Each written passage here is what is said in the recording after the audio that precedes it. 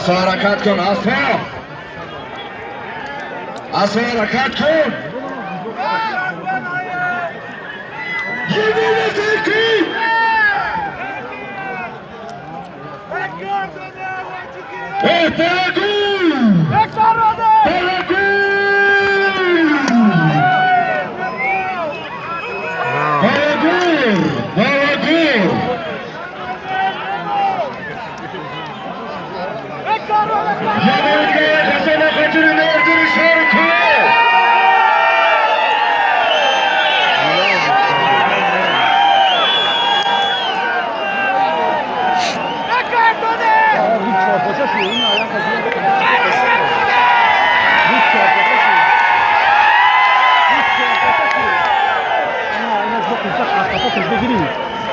Ana odam bize kafa girdi kelimesi.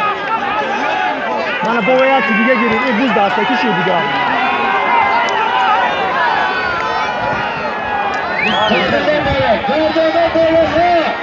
Buz nida şu bu var.